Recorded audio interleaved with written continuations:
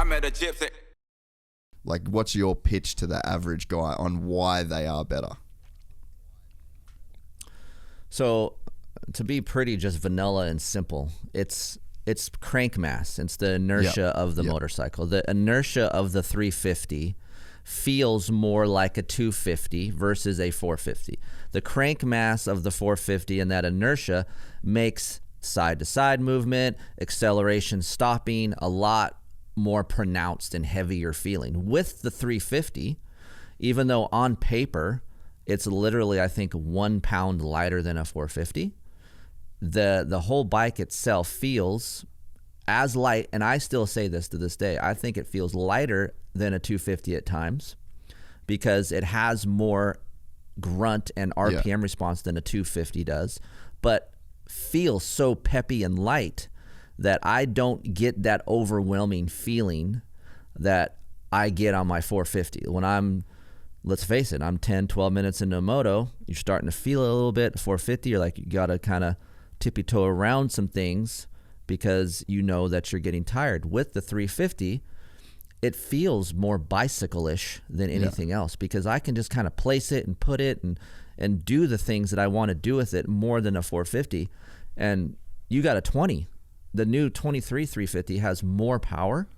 Like when I went from the 22 to the 23, I was like, holy crap, man, it actually has some bottom end now. I don't need, the vortex anymore. I feel like for the average guy, like it runs clean, it has bottom end. There's plenty of power there. And the beauty of a 350 versus a 450 for me is I can be lazy in different areas. Yeah. And what I mean by that is like, if I'm tired, I want to leave in second gear, I don't feel like shifting, I'll just let that sumbitch rev out because it'll rev very, very far. Yeah. Or I want to be lazy in another area. I'm in third gear. I made a mistake. Oh shit, I forgot the downshift. It'll lug pretty damn well for a 350. Like I feel like a little fan of the clutch. You're right back in that power. So there's just a wide parameter for a rider. You want to be lazy vet guy? Sure. Or you want to be an aggressive, hyperactive 20-some-year-old kid and rev the shit out of it? It does that as well. It just gives us riders more room to kind of work around the track. You can do different things. But I will say this, I'm guilty of the dick measuring thing as well, because when I go race, I'm like, I still need a 450. But I just ridden 23 350 with just a couple things like what you said, a vortex and a muffler, and I'm like, dude, I need to rethink my whole program here because I feel like I can last longer, still get a good enough start to be competitive. I just got smoked by Mike Brown at Loretta Lynn's, and he was on a 350, and that thing ripped off the start. Yeah. So it's like the 350 is that ultimate, machine that you're pushing over here, and I just think it takes a little bit of coaxing for these older guys to kind of get on board with a new displacement. Yeah. And I mean, so I've said it a couple times, but I feel fine in saying it. I got in last year, 2022, so 2021, I got 40, well, it was like 45 or something plus DMs, like direct messages, and I screenshotted every single one and I saved them in a little folder of people saying that they'd bought a 350, and they were like, dude, you're right. Unbelievable. I can't believe I didn't do this sooner. Because for me, and the way that I'd explain it as well is I feel like there's some day, for me to go to a 450, to take a 450 to the track, and I actually just did this massive rebuild on my 350. It had 50 hours on it, and I'd never done anything to it, which I think speaks to the reliability of KTMs as well. But I took the thing apart. My dad Cerakoted the case at the thing schmick. And so I spent the time riding a gas 450, and I actually really, really enjoyed the experience.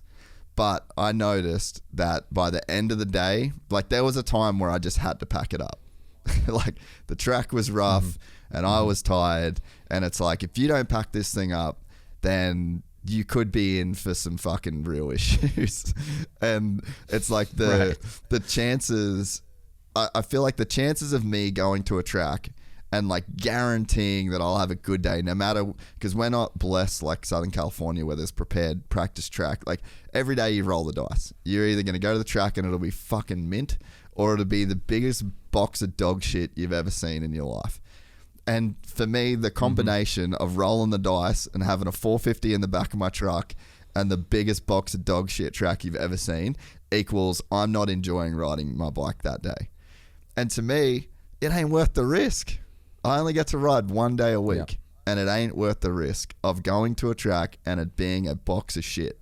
So I just like, for me, even just playing like the odds game, a 350 is the move. So, and then I think it's probably like another. Oh, and then you definitely, I think for 23, they definitely made the air fork better. I wanted to get maybe your opinion on that. I feel like they only made the tiniest change to like that bottoming.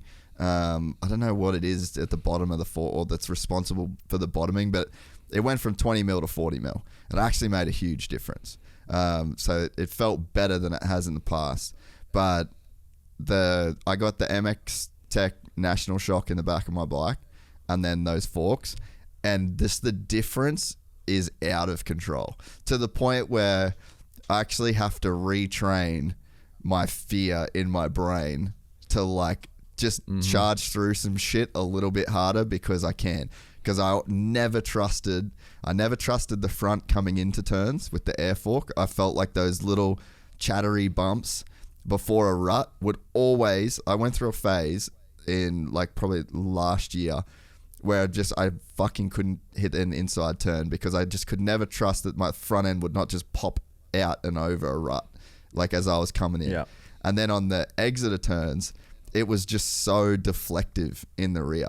And now I actually watched Ronan's brother ride my bike the other day, and there was like a section coming through this sweeper, and then there's a double that you hit going onto one of the straights, and it was all chopped out, and I still had like that little bit of hesitation that I just didn't want the thing to kick out, and I saw how hard he was pushing out of that turn, and I went back out on the track and did it again, and I was like, man, so much more confidence. So if you can get the suspension dialed on those things, then it's like they're an unbelievable bike. But it wasn't until I rode the Stark in Barcelona that I really understood how that crank mass really reflected into motorcycles and just how much it affects you on a 450 over every other bike. Like it was so in your face that it was like seeing something for the first time. You just couldn't unsee it again, you know? So like I just went out, I've been kind of getting ready for the vet race that's happening here shortly, and I went back out on a 350 just to try a setting from my 450, and by the first lap, I'm like, why don't I ride these bikes more? That was the first thought, and I ride a shit ton. Like I ride all these bikes, and then I get on this thing, I'm like, dude, this thing is such an enjoyable experience for me to ride, and I get that feeling that we were talking about earlier in the show, that excitement in my stomach. I'm like, dude, it's really fun and peppy to ride and easy to corner and all these things. And just like you said, we had a spring conversion on this bike. Enzo did a KYB spring conversion, and that was like, I got the comfort back in my front end. What we call them out here in Southern California, we call them dishes because we don't really get ruts. So there's little fucking dishes that we have to get into, right? And having a spring fork helps me get into those dishes better than the air fork. And to go back to your question, absolutely right. Like WP has done a great job from the start of this air fork technology. It has gotten a lot better. Before you get on it, it was crusty, harsh, rigid. As time progressed, it got better. There's more comfort. The only thing that I don't like about an air fork, it's what we call out here, we call it track toughness. And in the testing world, track toughness is, can I take this fork, this setting, everywhere, and go to 4 different tracks and have it be good, right? And the air fork just doesn't have that crossover like a pneumatic spring fork. Pneumatic spring fork will be pretty close to that same feeling that you have at Glen Helen versus Fox Raceway or Paris. So that's where the air fork needs to be a little bit better. And the fact that if you're riding, hey man, I'm out with my homies riding 4 hours, you're building up air pressure at some point. So that fork is going to change. Granted, can everyone feel it? Probably not. Yeah. But it's still happening. And I get these emails, hey Keefer, what should I do to my bike? Well, have you checked the sag? Nope. Yeah. Well, what makes you think that dude is going to go check his air fork pressure? Yeah. Like, Some of these dudes just want to hop on and go. So that's why I'm part of this 350 church. We need to start pushing spring forks. Yeah. So I'll be your hype man behind you while you're praising the 350 side. I'll be like, yeah, air forks, and just kind of like air forks every like 2 or 3 seconds, you know, like, hey, get those things out, spring forks, and just kind of hype them up. Yeah. But I've heard, and I don't know if this is true, I've heard they're going to come with them here shortly, spring forks. If you enjoyed this content, please like and subscribe. And to listen to the full 3-hour podcast, search Gypsy Tales in your favorite podcast platform or click the link in the description below. Gypsy Gang.